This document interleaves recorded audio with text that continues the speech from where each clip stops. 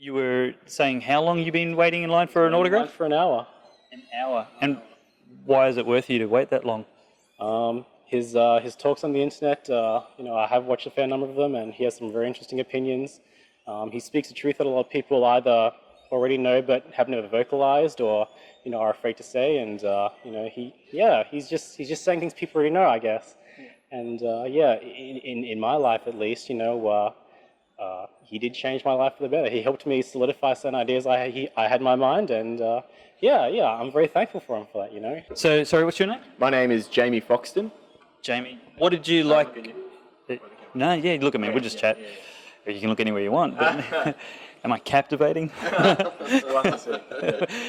What did you like about Jordan Peterson tonight in particular? I really like. So my question to Peterson during the Q&A was, I was exploring the relationship between postmodernity and this idea of complex trauma psychologically, and I was interested in the correlation between the two, because I think that postmodernity, in Lyotard's definition of it being an incredulity toward meta-narratives, has really made a lot of us just feel completely lost and isolated and fragmented. And I had that idea. I connected those two things, and I wanted to kind of ask him whether he thought there was any truth to that connection that I'd kind of just made meandering, and he affirmed it, and I appreciated that. Long story. It's nice to get told you're right by somebody like Peterson. Well, it is, yeah, because I was like, this is an idea, I think it makes sense, because I like exploring things through story, and so that's something I'm going to be interested in doing. But what's interesting to me is that I think he plays a role in restoring a fragmented culture through implementing story and maps of meaning, that sort of thing. Like literally, like he's creating a map that we can kind of place ourselves in.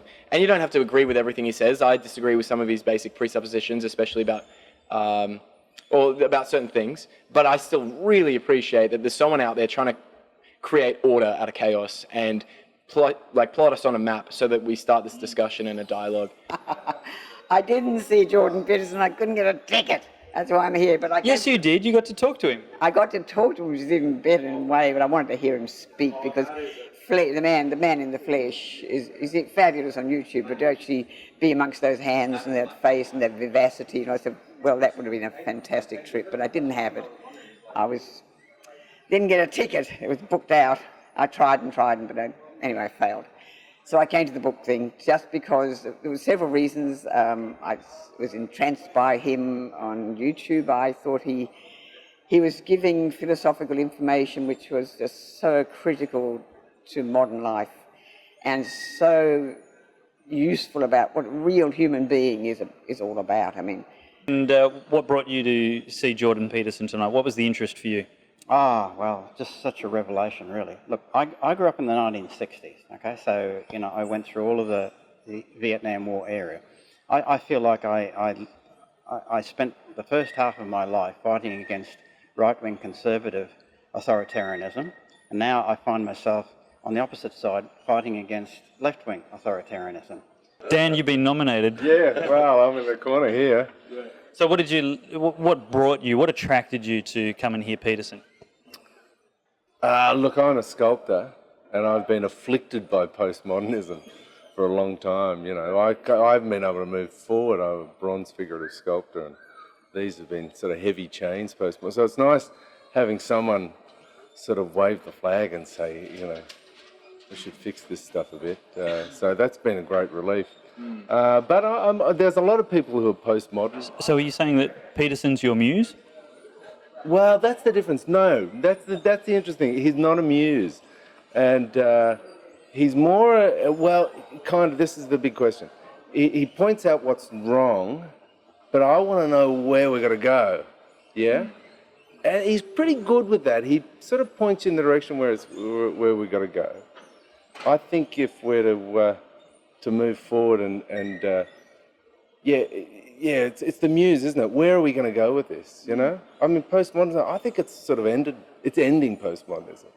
Well, where are we going to go? What are we going to do? This is the question. What do we do next? So he did raise some good questions, but it's all about questions and answers, isn't it? He was giving lots of answers, questions. Anyway, I just start babbling. But it's good. It's good. But it's what are the questions we need to move forward? What are the questions we need to move forward? And I often tell people I'm a reformed hippie. So I started off on the left, and now I've moved to the right ostensibly. But I don't quite see it in those sort of raw terms. I see it more as a fight against authoritarianism. In the 1960s, we're all for freedom and thinking in things in a different way. Now, I think somewhere in the 1980s, that whole concept, the whole hippie era, it somehow got hijacked and turned on its head, and it's become incredibly restrictive. We're literally facing a new totalitarianism, a new left-wing Marxist totalitarianism, no doubt about that. And that's what I'm fighting against now. And what was Jordan's reaction to the book? Oh, his eyes lit up and said, "Oh," he said, "Oh," and of course, any correspondence about it would be fantastic. Did you see the first question in the Q&A? No. It was the most controversial question. Oh, yeah. Well, What was the first question? What's your name? Julian, I'm Jamie's father. Congratulations. But he was talking about abortion and his Peterson's views on it. So can you imagine being put in the corner like that? It's a tough place. I love that question. That's an easy question for me. Yeah. But how did he handle it?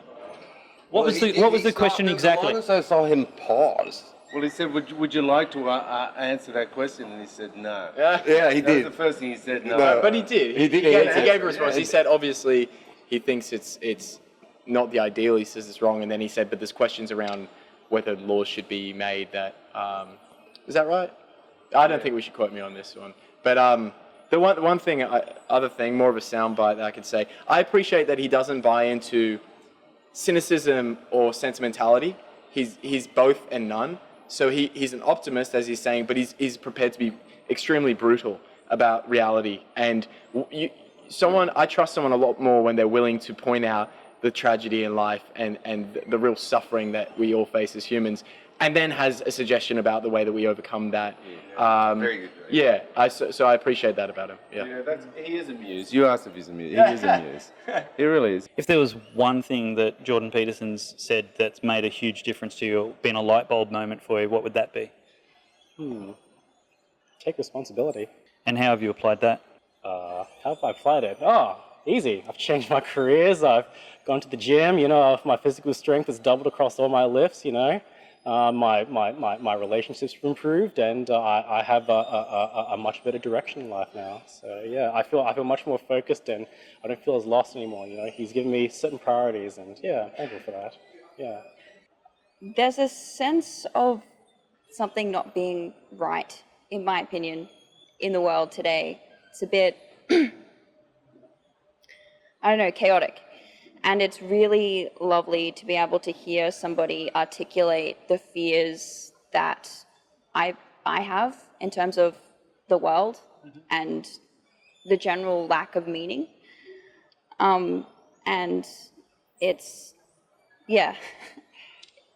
I don't think it's specific to any kind of one group. I think it's kind of a universal thing at the moment where people just kind of feel lost. And it's great to have someone speak out and actually provide something that you can actually use, something that's actually meaningful and that you can use to guide your life instead of vague things that don't really mean anything. You were telling me your husband wrote a book that you thought Jordan would be interested in. That's right. He wrote a book called Jung's Answer to Job Unzipped. He gets Jung's rather difficult language and translates it into something that a modern reader might understand.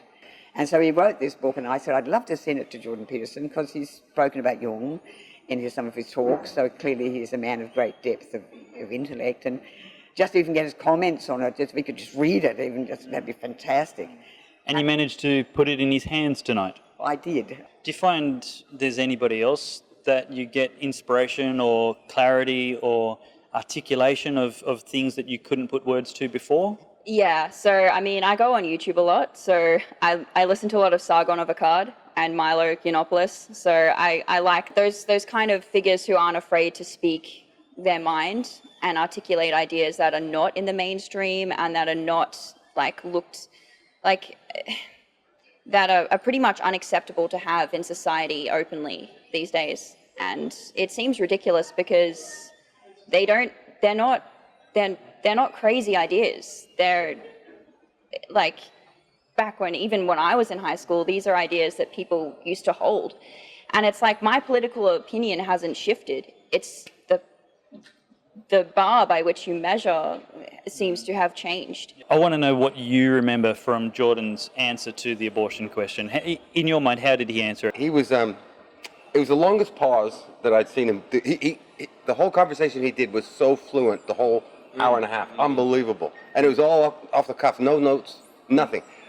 But when it came to that, it was the first time I saw him pause. Well, first he said, no, I don't want to answer the question. Second of all, he paused and thought about it because that's a tough question to answer. But he definitely thought it was a wrong thing and a bad thing, abortion. But he didn't say discard it completely. No, he said it's the end of a long chain of mistakes, bad ideas. Whether it should be bad decisions. That's right. We actually find ourselves in a quite Orwellian world. 1984 has well and truly arrived. And it's pretty scary. We're being told what to think and what to feel. We're being turned against each other. This identity politics is actually dividing us. It's incredibly divisive. And so that's the world we're finding ourselves in, which we know is destructive. Instinctively, we know it's destructive. And people like Jordan Peterson are saying, yeah, you're right, it's destructive. Yeah. We need to focus upon the things that unite us, not the things that divide us. This tribalism has got to go. Yeah. Tribalism has never, ever been good for humanity. In your circle of influence, how many people feel the same way? How many people love Jordan Peterson? Or how many people arc up when you articulate similar thoughts? I'd say I have a lot of male friends, and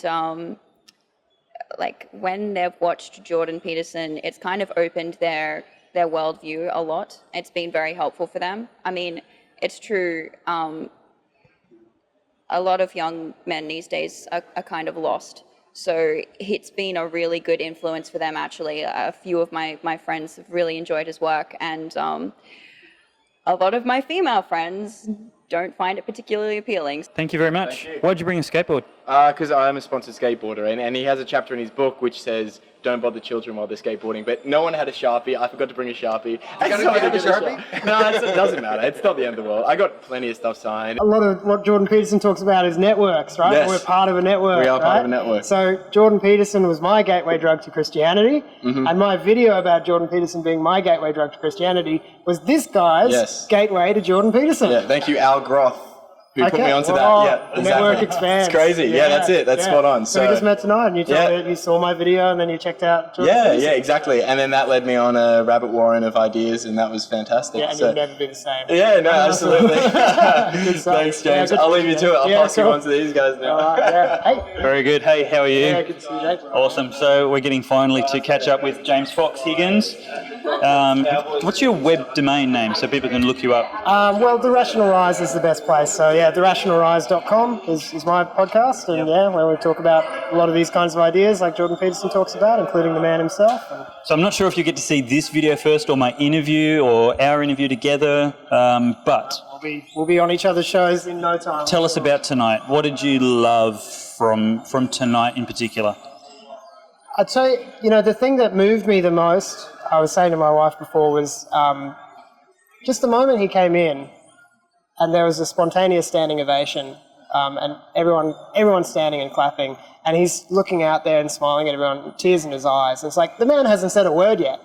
He could have walked off stage and a lot of people would have been happy with that being the show, just to see the man, because he's touched a lot of lives in a really powerful way with the things that he's saying that should be so blindingly obvious and they make so much sense, but nobody out there, few out there have the guts to say them as bluntly and directly as he does. And he's affected real change in people's lives, including my own. His biblical series opened my mind to a world of spirituality and brought me out of the sort of suicidal nihilism and into faith in Christ. So he's a powerful evangelist, even if he doesn't intend to be, but he's also a powerful teacher of really simple, effective psychological tools for dealing with the chaos of life. That's brilliant. So there's been some commentary from especially, reasonable Christian thought leaders about how far we can take Pastor Jordan Peterson as a theological guide for us. Do you feel like you've identified any? I don't want to be super critical of him, but any bits that he's missing? Well, look, he doesn't ever come out and say God is real or I believe in God. And when people ask him that, he's cagey about it and says, well, it depends on what you mean by God. And that's part of what enabled me to find God through that idea of just going, hang on, I don't have to subscribe to another person's particular conceptualization of God. I can, really spend some time trying to understand what God is and also know that I never will. So I appreciate Jordan Peterson's honesty about religion and God.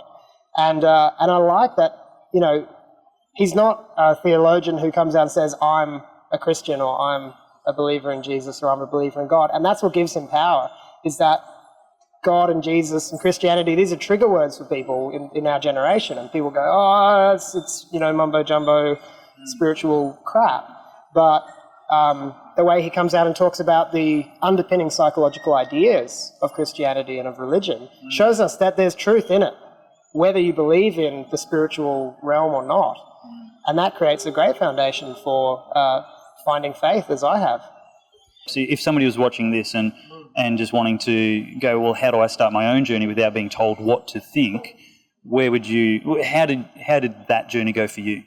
Just the early parts. Yeah, well, I think the big penny drop was listening to his biblical series video on the book of Genesis and just hearing a total different take on the foundational story of the Bible that made me, for the first time in my whole life, take it seriously and go, okay, there's much more to this than I was given credit for. And the doubt that cast in me about all of my preconceptions about religion and Christianity, it shook me up and it kind of broke me a bit. And I actually railed against it in my heart. And I started diving deeper into addiction and nihilism and trying to get away from it, because it's like, Jordan has broken something here that I was holding on to, and he's broken it. And now I need to get away from this.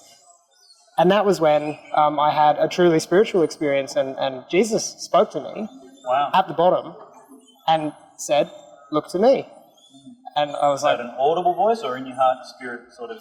It was in a drug-addled delusion, yeah. But it picked me up off the ground, literally. And I went, okay, I don't know what that means exactly, but all right, it's better than what I'm doing.